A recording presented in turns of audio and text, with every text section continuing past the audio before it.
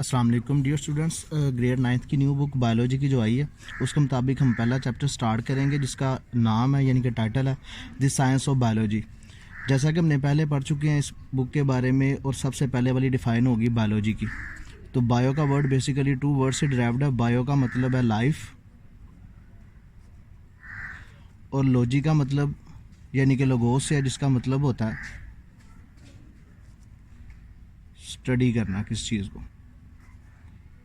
तो बेसिकली हमारे पास biology branch होगी साइंस की जिसका मतलब होगा स्टडी ऑफ लाइफ। नेक्स्ट इसकी हम डिफरेंट ब्रांचेस के बारे में स्टडी करेंगे। सबसे पहले वाली ब्रांच हमारे पास है एनाटमी। एनाटमी भी इसी की तरह से 2 वर्ड से ड्राइव्ड है। पहला जो वर्ड है हमारे पास इसका मतलब है टू कट और टोमी का मतलब होगा स्किन। टोमो से वर्ड डिराइव्ड है जिसका मतलब होता है स्किन यानी कि स्किन को कट करना। अपर जो हमारे पास कवरिंग है बॉडी की वो बेसिकली हमारे पास स्किन होती है। तो उसको कट करके इंटरनल स्ट्रक्चर को हम लोग एक्सप्लोर करते हैं मतलब कि वाज़ेह करते हैं। उस ब्रांच के अंदर हम लोग स्टडी करते हैं इंटरनल स्ट्रक्चर ऑफ ऑर्गेनिज्म को, इसलिए इसको नाम दिया जाता है एनाटमी। एनाटमी का मतलब आउटर स्ट्रक्चर नहीं बल्कि इंटरनल स्ट्रक्चर को स्टडी करना जो कि क्या होती है कवर होती है अंडर द स्किन। इसके अंदर हम लोग पार्टिकुलरली स्टडी करते हैं ह्यूमंस की इंटरनल स्ट्रक्चर को स्टडी करते हैं। बेसिकली मोस्टली इसके लिए वर्ड इस्तेमाल किया जाता है।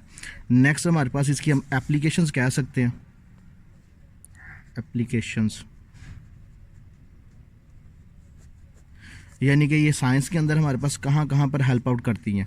ये हेल्प करती है डिजीज़ की डायग्नोसिस के लिए। डायग्नोसिस का मतलब हमारे पास किसी चीज़ का पता लगाना यानी कि तशखीस करना। तशखीस करते हैं किस चीज़ की, डिज़ीज़ की, कि कोई भी एक डिज़ीज़ है वो किस तरह से इंटरनल ऑर्गन्स के अंदर पाई जाती है, किस डिफेक्ट की वजह से आ रही है, उसको हम लोग करेंगे डिज़ीज़ की डायग्नोसिस के अंदर।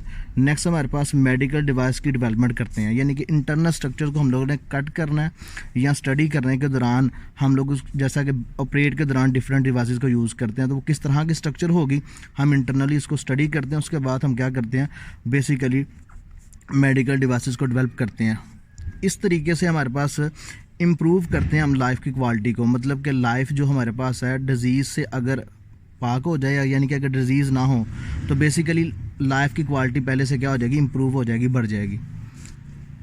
नेक्स्ट हम लोग क्या करते हैं इसकी एग्जांपल्स एक स्टडी कर लेते हैं। फॉर एग्जांपल हमारे पास आ गया डाइजेस्टिव सिस्टम की एग्जांपल उसने दी है तो वहाँ पर लीवर की एग्जांपल उसकी स्टमक की एग्जांपल ले लेते हैं।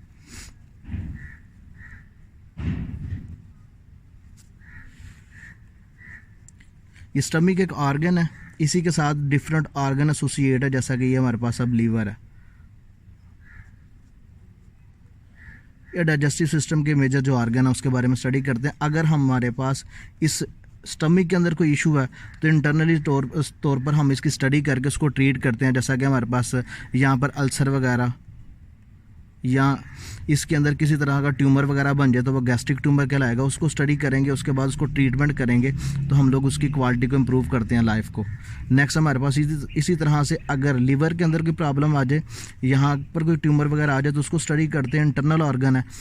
इसकी एग्जाम्पल आ गई एनाटमी की। नेक्स्ट हमारे पास ब्रांच है फिजियोलॉजी। फिजियोलॉजी भी हमारे पास 2 वर्ड से डिराइव्ड है। फिजियो का मतलब हो गया स्टडी ऑफ नेचर